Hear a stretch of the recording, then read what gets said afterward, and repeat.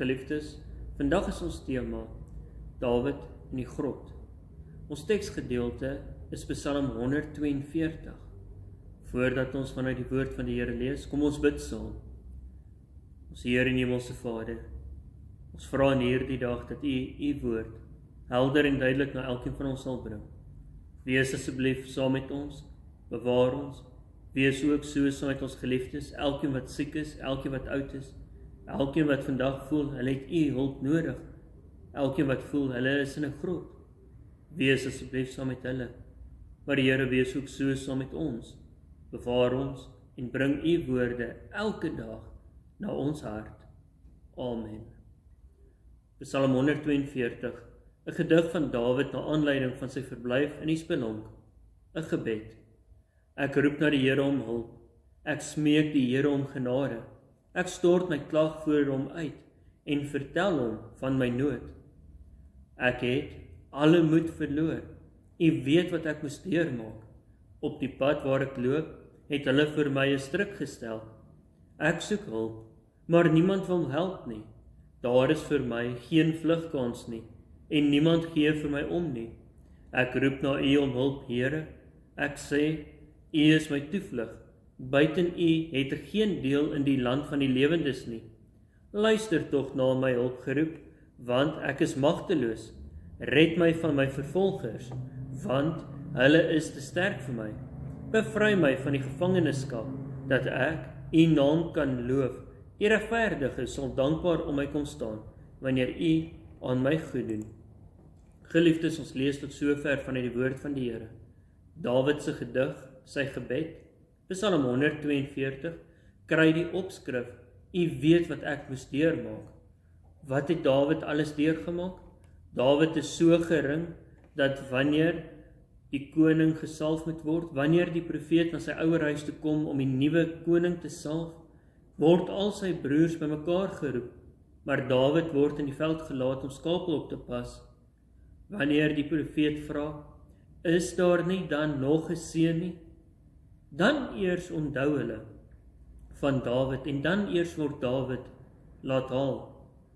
Wanneer ons kyk na die slag waar Dawid die reus tromp oploop in die genade van die Here, dan sien ons dat hy is 'n jong man wat die nood voel om sy Here, sy land en sy volk se eer te beskerm. En ook in die genade van die Here tree hy in hierdie tyd dapper op, wanneer daar baie ander dapper manne was, wat dit kon gedoen het, maar dan tree Dawid op. Later speel Dawid ook vir die koning harp. Koning Saul voel die nood, die behoefte om harpmusiek te hoor, en dan is dit Dawid wat vir hom harp speel in sy paleis. Dawid leer as ware so lank hoe 'n koning moet optree, hoe 'n koning nie moet optree nie. Maar dan kom die eerste val van Dawid se lewe. Ons vind Dawid in 'n spelonk. Ons lees dat Dawid in 'n spelonk 'n grot moet wegkruip, want hierdie held van Israel, hierdie jong man wat die reus verslaan het, moet wegkruip vir Saul.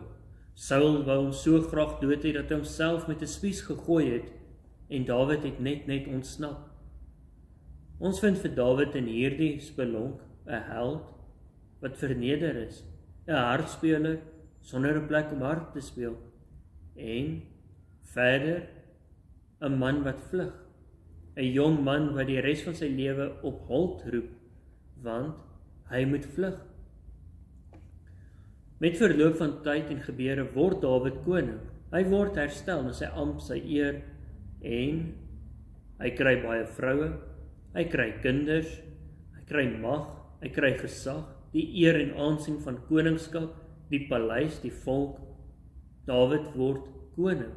En net wanneer ons dink, hy het homself uitgegrou uit die grottige omstandighede, net wanneer ons dink die Here het hom herstel, en hy is weer op sy regverdige plek, dan tree een van sy eie kinders in 'n opstand op.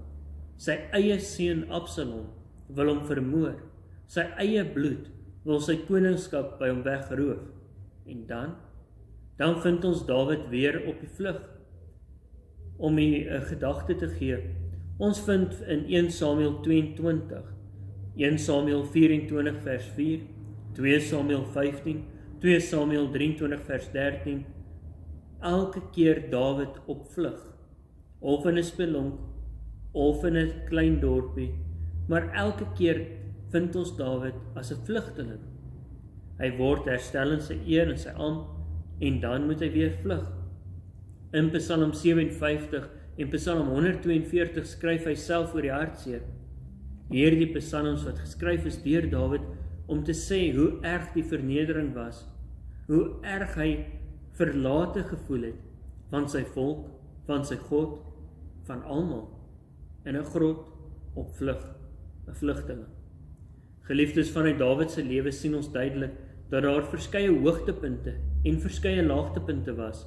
Ons lees, hoor en sien in vandag se tyd ook van mense wat hard werk, wat altyd werk, maar wat ook teenspoed teekom, wat ook laagtepunte bereik, wat ook alles verloor, wat ook vlugtelinge is, wat ook in grotte moet sit.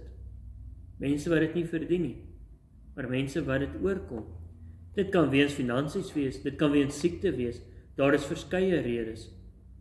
Dikwels hoor ons dat die mense weer heel ander kant uitkom, dat hulle weer van onder af hulle pad oop klowe, dat hulle weer van tree vir tree begin bou, van vooraf begin, dat hulle nie moed opgee nie. En ons bewonder hierdie mense. Ons almal voel dalk van tyd tot tyd, of dalk selfs vandag, dat ons as vlugtelinge vasgekeer in 'n grot is. Wat selfs erger is ons lees in Psalm 142 dat selfs Dawid sê, hy het alle moed verloor. Dog hou hy vas aan iets. Selfs wanneer Dawid gestroop is van alles, en hy moet vlug, dan hou hy vas aan God. Selfs wanneer sy moed, sy hoop, sy drome van hom af weggestroop is, sy eer, sy aansien, sy mag, sy krag, sy koningskap, dan hou hy vas aan die feit dat hy 'n kind van die lewende Here is. En vanuit Dawid se lewe leer ons dat ons sal in hierdie lewe swaar kry. 'n Groot koning het swaar gekry. Ons sal soms vasgekeer in 'n grot voel. 'n Groot koning het ook dit beleef. Ons sal selfs soms moed verloor. Dawid het ook. Maar ons moet soos Dawid vashou aan die Here. Ons moet vashou aan ons geloof. En ons moet keer op keer weer van vooraf, as dit nodig is, van onderaf, as dit nodig is, begin. Ons sal ook in tye van swaar kry ons self vasgekeer voel. Ons sal ook soms moedeloos word, maar ons moet vashou aan die Here, vandag en elke dag. Amen.